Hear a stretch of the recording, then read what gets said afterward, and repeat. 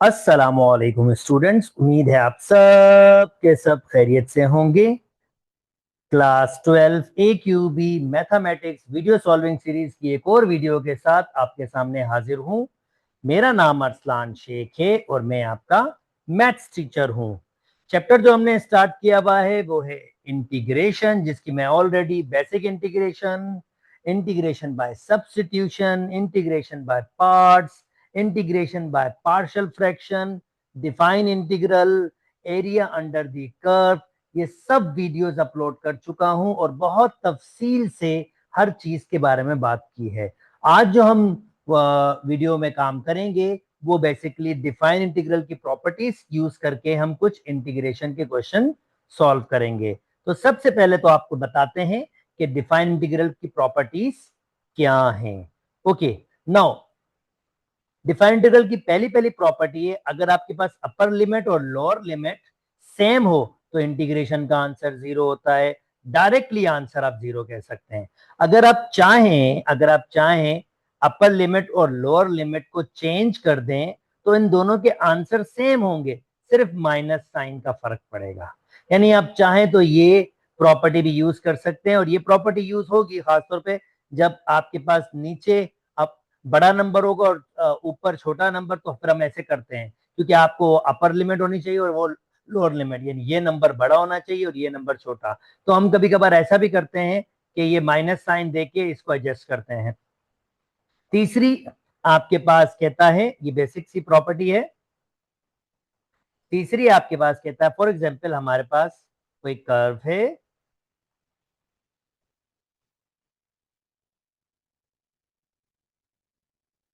और इसका मैं एरिया निकाल रहा हूं। ये ए है, ये बी है और कोई सी आपके पास आ रहा है।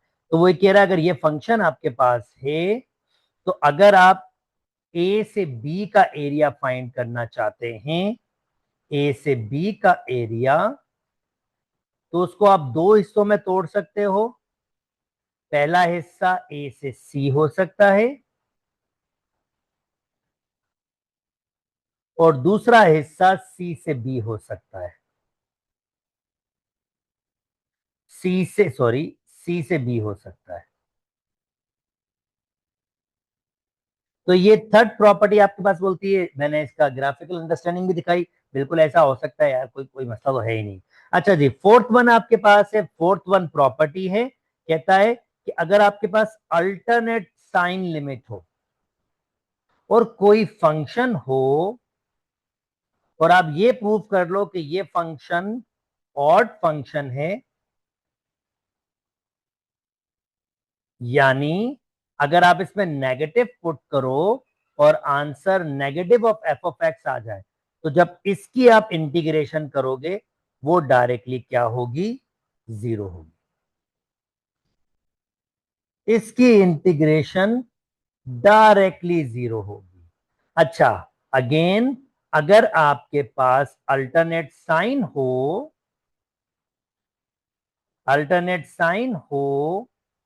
और ये फंक्शन आप प्रूव कर लो कि ये इवन फंक्शन है,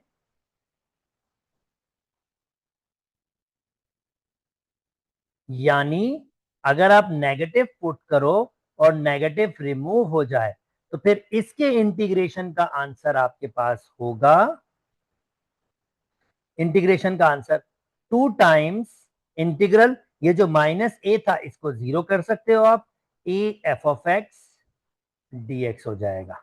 तो ये इसकी बेसिक सी अंडरस्टैंडिंग है जो आपको पता होनी चाहिए, आपको डिफिकल्टी ना हो। जैसे ये देखें, इसने इस तरह से लिखा हुआ तो मैंने इसको तफसील से आपके पास बता दिया।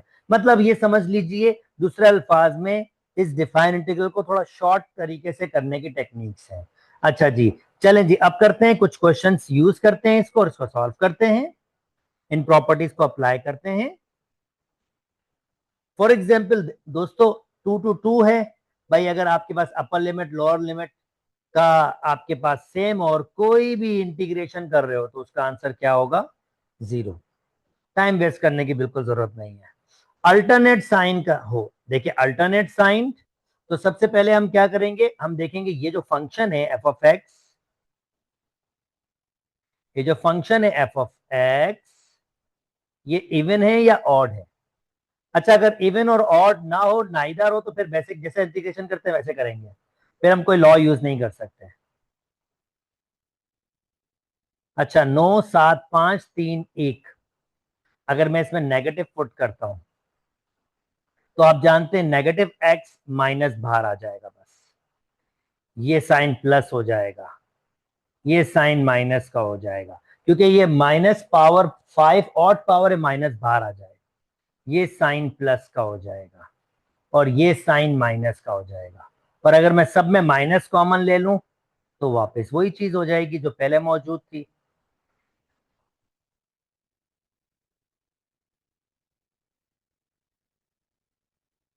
यानी negative of F of X आ गया भैया, ऑड फंक्शन है।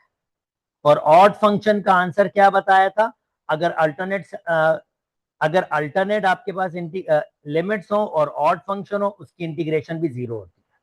तो ये तो बेसिकली एमसीक्यू टाइप क्वेश्चन है जो बड़ा सिंपल तरीके से वर्कआउट कर सकते हैं। अगेन अल्टरनेट लिमिट है, अगेन अल्टरनेट लिमिट है। ये आपके पास क्या होता है? ऑड फंक्शन होता है, ये इवन, यानी एफ ऑफ एक्स। चलें अलग से कर लें, आइडियाज जस्ट दे रहा हूं, कंफ्यूज नहीं। -x⁻9, इसको ऐसे लिख सकते हैं जैसे लिखा हुआ है, इसको ऐसे भी लिख सकते हैं, -x⁻9। अब ये तो ऑड फंक्शन होता है, माइनस बाहर आता है, पावर 9।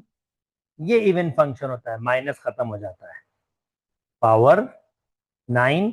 तो माइनस यहां भी बाहर आ जाएगा, sin x⁻9 cos x⁻9। Negative F X, यानी negative F of X negative put किया था मैंने, negative of F of X के बराबर आ गया, ऑड फंक्शन, आंसर जीरो भाई, आंसर 101% जीरो। मैं उम्मीद करता हूं ये वाला आप खुद से अप्लाई करेंगे, ये वाला भी आप खुद से अप्लाई करेंगे और ये वाला भी आप खुद से अप्लाई करेंगे, तो आई होप अंडरस्टैंडिंग डेवलप हो जाएगी और डिफिकल्टी आपको नहीं होगी। चलें, ये वाला, ये दो मैं करवाता हूं क्योंकि इसमें थोड़ा डिफरेंट वर्क हो रहा है। चलो ये दो मैं करवाता हूं आपको। चलें, for example π/4 -π/4 tan square X dx। तो पहले तो चेक करते हैं कि ये जो आपका एफ ऑफ एक्स है ये इवन है या ऑड है। वो तो 10x होल स्क्वायर को ऐसे लिख सकते हैं, ठीक है भाई, नेगेटिव पुट किया। अब 10 भाई साहब जो है ना वो ऑड फंक्शन होता है, तो माइनस बाहर आ जाएगा।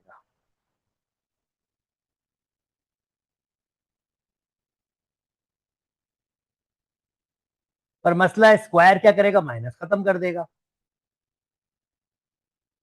तो ये वापस 10x यानी इवन फंक्शन है। अब इसके लिमिट को रिड्यूस करूंगा, यहां लिखूंगा 2 0, जो मैंने प्रॉपर्टी बताई 0, π/4 वैसे ही रहेगा और 10 स्क्वायर को लिख सकता हूं sec²x-1। अब इंटीग्रेशन होगी यार, पिछली इतनी वीडियो जैसी की है, बार बार ये प्रोसेस किया है, उम्मीद कर रहा हूँ पूरा प्लेलिस्ट आप देखते हुए आ रहे होंगे तो फिर आपको डिफिकल्टी नहीं हुई होगी। तो सेक स्क्वायर की इंटीग्रेशन होती है 10x और x की 1, बाहर 2 है भूलिएगा नहीं, π/4 और 0। चलें जी, 2, 10 की जगह 0, 10 0 0 माइनस, सॉरी पहले π/2 पुट करूंगा, -π/2, ओके, -2, 10 की जगह 0, π/4 था, माजरत, π/4 था, π/4 था, तो ये π/4 होगा, लिमिट π/4 है, 10 0 माइनस π/4, ओके। 10 π/4 बराबर होता है 1 के, 1 माइनस π/4, 10 0 0 के बराबर होता है, माइनस π/4, तो 2 minus 2 π/4, minus minus plus, plus 2 π/4, plus minus cancel और आंसर आ जाएगा 2। उम्मीद करता हूं दोस्तों ये सॉल्यूशन भी समझ आ गया होगा और आपको बिल्कुल भी डिफिकल्टी नहीं हुई होगी। चलें जी, ये प्रॉपर्टीज इसको आप खुद से अप्लाई कीजिएगा। ये भी इवन फंक्शन है पर ज्यादा मुश्किल नहीं है, उम्मीद करता हूं आपको डिफिकल्टी नहीं होगी। तरीका मैंने आपको सिखा दिया। ओके, चलें इसी को अप्लाई करने की एक और टेक्निक सीखते हैं, एक और प्रोसीजर सीखते हैं। तो जनाब ये कह रहा है कोई एक फंक्शन है,